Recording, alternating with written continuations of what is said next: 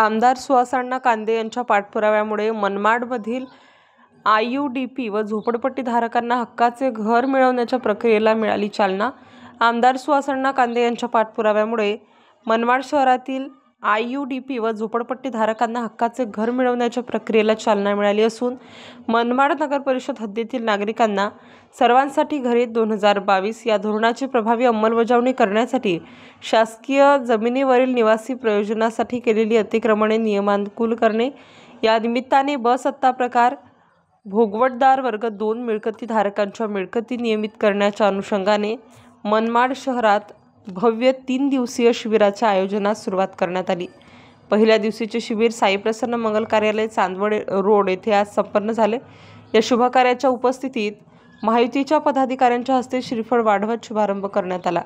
यावेळी मंचावरून मनमाड नगर परिषदेचे मुख्याधिकारी शेषराव चौधरी साहेब यांनी लाभार्थ्यांना सर्व प्रक्रियेची माहिती दिली। यावेळी महायुतीचे सर्व पदाधिकारी मंचावर उपस्थित होते।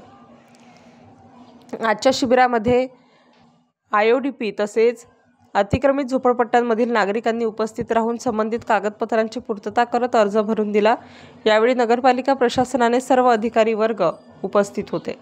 अनेक वर्षाच्या प्रतीक्षेनंतर अतिक्रमित घरे आता नावावर होणार असल्या कारणाने नागरिकांमध्ये आनंदाचे वातावरण दिसत होते। यावेळी मोठ्या संख्येने नागरिकांनी आमदार सुहास कांदे यांचे आभार मानले व आम्हाला कधी वाटले नव्हते की आमची जागा आमच्या नावावर होईल, पण ते आमदार सुहास अण्णांमुळे शक्य झाले, अशी प्रतिक्रिया व्यक्त केली। येणाऱ्या काळात सर्व भूखंडधारकांचे भूखंड नावावर झाल्यानंतर त्यांना हक्काचे घरं मिळणार असून त्यांच्या कागदपत्र संबंधित सर्व अडचणी दूर होणार आहेत। याच्या अगोदर अवघड परिस्थिती होती, पण आता सुधारणा अशी झालेली आहे की जे आम्ही अतिक्रमण मध्ये राहत होतो आता ते स्वतः मालक हक्काचे होते, कारण ते अन्नाचे मुळे होते।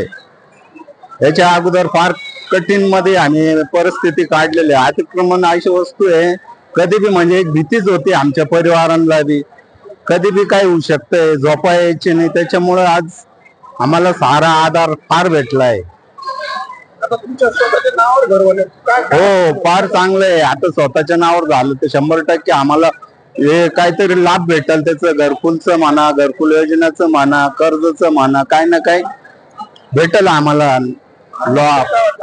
अन्नाबद्दल फार चांगलं वाटतंय आम्हाला। याच्या अगोदर कोणी काही केलं नाही, पण आज अन्नांमुळे फार काय होतंय, जागा सुधारणा फार होती गावात आमच्या आले एकलव्य नगर मध्ये। आभार अण्णांचा